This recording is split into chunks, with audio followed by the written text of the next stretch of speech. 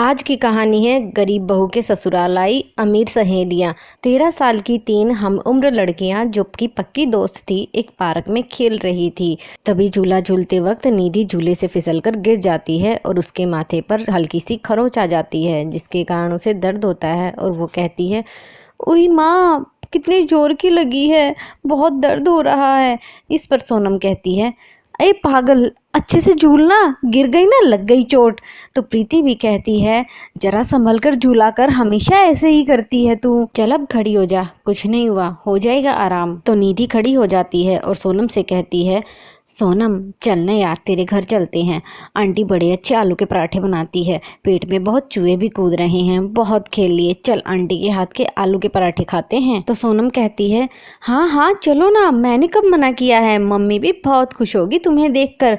फिर वो तीनों मिलकर उसके घर जाती हैं। घर पहुंचते ही सोनम की माँ प्रीति और निधि से बहुत प्यार करती है और उन्हें गरम गरम आलू के पराठे बनाकर अपने हाथों से खिलाती हैं। दोनों सहेलियां उसकी माँ के हाथ के पराठे खाकर बहुत खुश हो गई थी। लेकिन तभी वहां निधि की माँ आ जाती है। वो बहुत अमीर थी, इस कारण उसे बहुत घमंड था। वो निधि से कहती है, निधि बेटा तुम यहाँ क्या कर रही हो, मैंने कितनी बार मना किया है तुम इनके घर मत आया करो।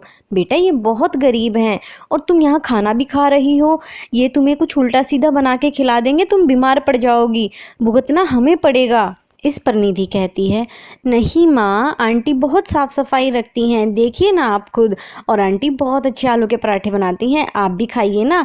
अगर आपने आंटी के हाथ के पराठे खाए ना तो आप भी अपनी उंगलियां चाटती रह जाएंगी। इस पर निधि की माँ कहती है, नहीं मुझे नहीं खाना इन गरीबों का खाना, और तुम्हें भी नहीं खाने दूंगी। और प्रीति बेटा, अगर तुम्हारी मम्मी को पता चल गया कि तुम भी यहाँ हो तो वो तुम्हें कितना डांटेगी, पता है ना तुम्हें। तो इस पर दोनों सहेलियां मन मसोसने लगती हैं और प्रीति भी सोचती है कि अब तो जाना ही पड़ेगा, अगर नहीं भी पता चलेगा मम्मी को तो ये आंटी जाकर बता देंगी। फिर प्रीति और निधि अपने सहेली सोनम और उसकी माँ को बाय बाय करके वहाँ से चली जाती हैं। दरअसल सोनम बहुत गरीब थी, लेकिन उसके माता पिता बहुत मेहनत करके उसे प्राइवेट स्कूल में पढ़ा रहे थे, जहाँ उसकी दोस्ती निधि और प्रीति से होती है। निधि और प्रीति दोनों अमीर घर की थी, लेकिन वो तीनों सहेलियां अमीरी गरीबी का फ़र्क नहीं जानती थी।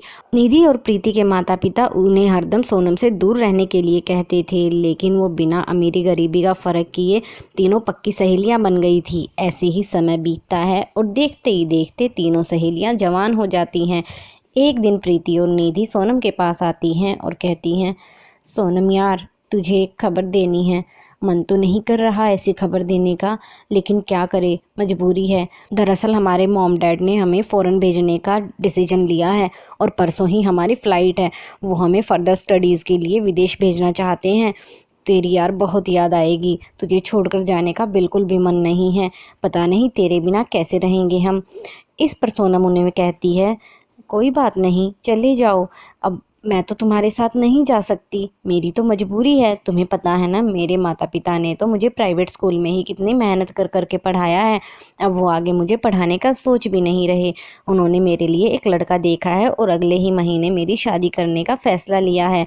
इस पर दोनों प्रीति और निधि हैरानी जताती हैं और कहती हैं, क्या, हम तो तुझे सरप्राइज़ देने आए थे और तू हमें ही सरप्राइज़ दे रही है।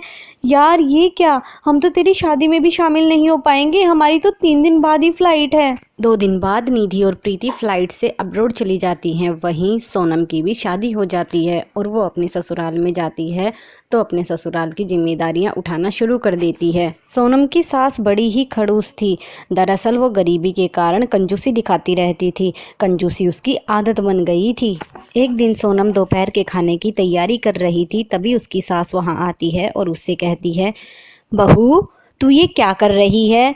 तो सोनम कहती है, माँ जी दोपहर के खाने की तैयारी कर रही हूँ, मैं सब्जी बनाने जा रही हूँ। तो उसकी सास कहती है, अरे सब्जी बना रही है, रात की सब्जी बची हुई है, उसका क्या करेंगे। तो सोनम कहती है, माँ जी रात की सब्जी बची तो हुई है, लेकिन वो बासी है, अगर हम खा लेंगे तो क्या पता बीमार पड़ जाएं, और सब्जी भी 1 कटोरी ही है और हम आदमी हैं 3, 1 कटोरी में कैसे तीनों का काम चलेगा। इस पर उसकी सास भड़क जाती है और कहती है, बहू कोई ज़रूरत नहीं है सब्जी बनाने की, एक कटोरी है, ऐसा करना आधी कटोरी में से तू और मैं खा लेंगे और आधी कटोरी मेरे बेटे सुधीर को दे देना। इस पर सोनम कहती है, माँ जी आज उनकी छुट्टी है और उन्होंने मुझे कहा है कि मैं उन्हें कुछ अच्छा बनाकर खिलाऊं। तो उसकी सास का पारा और भी गर्म हो जाता है और कहती है, अच्छा उस नालायक ने तनख्वाह तो मेरे हाथ में अभी लाकर रखी भी नहीं है महीने की, ऊपर से उसको अलग अलग तरह के पकवान खाने हैं, मैं खिलाती हूँ उसको पकवान। तू ऐसा कर, जो मैं कह रही हूँ वही कर, ये खाना बनाना बंद कर और रात की सब्जी ही खाएंगे। तू 4 रोटियां बना ले, उसके साथ हम सब्जी लगाकर खाकर सो जाएंगे। तो सोनम अपनी सास से कहती है, जी माँ जी ठीक है, मैं सब्जी बनाना बंद कर देती हूँ, सिर्फ रोटियां बना लेती हूँ। फिर सोनम मन ही मन सोचती है, ये माँ जी भी कितनी कंजूस हैं, बताओ एक तो बासी सब्जी, ऊपर से 1 कटोरी ही है, उसी में 3 लोगों का काम चलाने की सोच रही है। सोनम को ऐसे सोच विचार में देखकर उसकी सास उससे कहती है, क्या सोच रही है खड़ी खड़ी, चुपचाप जो मैं कह रही हूँ वो कर ले। अपनी सास के ऐसे बर्ताव से सोनम बहुत परेशान रहती थी, क्योंकि उसकी सास हमेशा ही ऐसा करती थी। सोनम में इतनी हिम्मत नहीं थी कि अपनी सास की बातों का जवाब दे सके, और ना ही उसके पति में। अगर सोनम से कोई गलती हो भी जाती तो उसकी सास उसे बहुत खरी खोटी सुनाती थी। सोनम के पति का काम भी अच्छा नहीं चल रहा था। हालात ये आ गए थे कि एक दिन घर में खाने के लिए ना तो अनाज का एक दाना था और ना ही घर में पैसे। तो उसकी सास उसके पास आती है और कहती है, बहू आज तो घर में कुछ भी नहीं है और मेरे पेट में तो भूख के मारे चूहे कूद रहे हैं, जान निकलने को हो रही है। तू ऐसा कर, लाला की दुकान पे जा और कुछ सामान उधार ले आ। तो सोनम अपनी सास से कहती है, ठीक है माँ जी, मैं भी लाती हूँ। सोनम सामान लेकर लाला की दुकान से लौट ही रही होती है तो वो 2 लड़कियों से टकरा जाती है और उसके हाथ में जो दाल चावल थे वो नीचे गिर जाते हैं, साथ में उन लड़कियों के हाथ में जो गिफ्ट थी वो भी नीचे गिर जाते हैं। सोनम बिना देखे ही उन लड़कियों को खरी खोटी सुनाने लगती है, कहती है, हे भगवान, पहले ही घर में खाने को कुछ नहीं था, ऊपर से सारा सामान नीचे गिरा दिया, लाला जी से इतनी गिड़गिड़ा कर सामान मांग कर लाई थी। वो दोनों लड़कियां सोनम से कहती हैं, सोनम तूने अपनी ये क्या हालत बना ली है, जरा देख तो खुद को। तो सोनम उन लड़कियों की तरफ देखती है तो वो तो उसकी फ्रेंड निधि और प्रीति थे, लेकिन सोनम अपनी हालत को छुपाने की कोशिश करती है और उनसे कहती है, निधि, प्रीति, तुम यहाँ कैसे? और तुम तो बाहर विदेश गई थी ना पढ़ने के लिए, यहाँ कब लौटी? तो प्रीति कहती है, अरे तू हमारी छोड़, अपनी बता, अपनी हालत देख कैसी हो गई है, और तू ये थोड़ा थोड़ा राशन लेके जा रही है, क्या तेरे घर में खाने के लिए कुछ भी नहीं है क्या? तो सोनम उन्हें बताती है, वो आजकल उनका काम अच्छे से नहीं चल रहा ना, तो पैसों की थोड़ी तंगी हो गई है, लेकिन तुम बताओ तुम यहाँ कैसे? तो निधि उसे बताती है, अरे हम तो तुझसे ही मिलने आए हैं इधर। तो सोनम खुश हो जाती है और कहती है, चलो फिर घर, मुझे बहुत अच्छा लगा कि तुम यहाँ आए हो, वो भी मुझसे मिलने के लिए। चलो, मेरी सास भी तुम्हें देखकर बहुत खुश हो जाएगी। और वो उन्हें अपने घर ले आती है।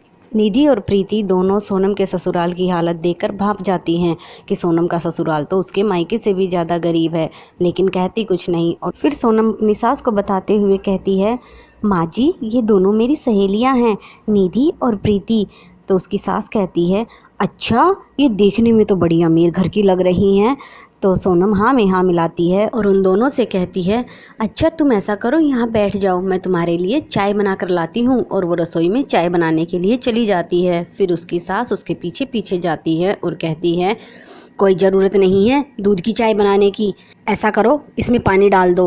और ये बिस्किट, इतने सारे बिस्किट खाकर क्या करेंगी, वैसे भी वो रईस घर की हैं, उन्हें खाने पीने की कोई कमी थोड़ी ही है। तो सोनम कहती है, लेकिन माँ जी वो पहली बार हमारे घर आई हैं और हमें क्या फ़र्क पड़ता है वो अपने घर में कैसे खाती हैं कैसे नहीं, हमारे घर में तो मेहमान आया है, हमें तो उसके आदर भाव पर ध्यान देना चाहिए। तो उसकी सास गुस्सा हो जाती है और कहती है, बड़ी आई आदर भाव वाली, ऐसा कर इसमें पानी डाल दे और 2-2 बिस्किट ले जा, प्लेट भर कर ले जाने की ज़रूरत नहीं है। ये बातें उसकी फ्रेंड निधि चुप चुप कर सुन रही थी। फिर सोनम उनके लिए चाय ले जाती है और दोनों सहेलियों को चाय देती है। तो दोनों चाय पीकर सोनम की बड़ी तारीफ़ करती हैं। तो निधि सोनम से कहती है, और बता तेरे दिन कैसे कट रहे हैं यहाँ? तो सोनम कहती है, मेरे दिन तो अच्छे कट रहे हैं, माँ जी और मेरे पति मुझसे बहुत प्यार करते हैं। तो निधि कहती है, बस कर सोनम, अब झूठ बोलना बंद कर दे। मैंने तेरी सास तुझे कितना प्यार करती है अपनी आंखों से देख लिया है। तुझे रसोई में कैसी खरी खोटी सुना रही थी। तो सोनम कहती है, क्या करूं, बस अब यही मेरा घर है, जैसा भी है। अच्छा सुनो, तुम रुको, मैं तुम्हारे लिए आलू के पराठे लाती हूँ। और वो आलू के पराठे ले आती है और कहती है, देखो मैंने तुम्हारे लिए बनाए हैं, माँ जैसे तो नहीं हैं लेकिन फिर भी कोशिश की है माँ जैसे बनाने की। वो दोनों पराठे खाकर खुश हो जाती हैं। तभी उसकी सास वहाँ आती है और सोनम से कहती है, हाय मोरी मैया, आलू के पराठे, तूने कहीं सारे आलू ख़त्म तो नहीं कर दिए? और आलू थे ही नहीं, तू पैसे कहाँ से लाई आलू लाने के लिए? तो सोनम कहती है, माँ जी मैं पड़ोस से उधार लेकर आई हूँ आलू। तो उसकी सास और भी गुस्सा हो जाती है और कहती है, उधार क्या तेरा बाप चुकाएगा? चुकाने तो हमको ही हैं। बता, इनको खिलाने की क्या ज़रूरत थी? न चाहते हुए भी निधि को बीच में बोलना पड़ता है और वो उसकी सास से कहती है, बस कीजिए आंटी जी, इतनी कंजूसी अच्छी नहीं होती। मैं मानती हूँ गरीबी है, लेकिन अपनी नीयत तो साफ़ रखिए। और इसमें सोनम की क्या गलती है? मैं आई हूँ, मैंने कई बार आपको देख लिया, आप सोनम के साथ कैसा व्यवहार कर रही हैं। और मुझे पता है सोनम इतनी सीधी है, उसने कभी भी आपको तंग नहीं किया होगा। और आपके इस कंजूसी वाले व्यवहार से ऐसा ना हो कहीं आपके अपने भी आपके खिलाफ चले जाएं, सोनम भी आपसे उल्टा सीधा बोलने लगे। तो उसकी सास को अपनी गलती का एहसास होता है और वो कहती है, मेरी बच्चियों शायद तुम ठीक कह रही हो, ये कंजूसी मैंने आदत बना ली है। क्या करूं, पति की मौत के बाद गरीबी ने ऐसा घेरा कि कंजूसी मेरे रोम रोम में बस गई और इसीलिए मेरे मन में किसी को देने के भाव भी उत्पन्न नहीं होते। और शायद इसीलिए हम गरीब हैं। वो कहते हैं ना, बरकत भी नीयत के साथ ही आती है। फिर निधि कहती है, ठीक है आंटी, अब हम चलते हैं। तो उसकी सास बोली, अरे बच्चियों अपना शगुन तो लेती जाओ, पहली बार हमारे घर आई हो। और वो अपनी संदूक से उनके लिए एक एक साड़ी निकाल कर लाती है और उनको थमा देती है। निधि और प्रीति भी सोनम को 50,000 रुपये देकर जाती हैं, जिससे उसका पति अपना नया काम शुरू करता है और फिर वो अच्छे से अपनी ज़िंदगी बिताते हैं और एक अच्छा नया घर भी बना लेते हैं।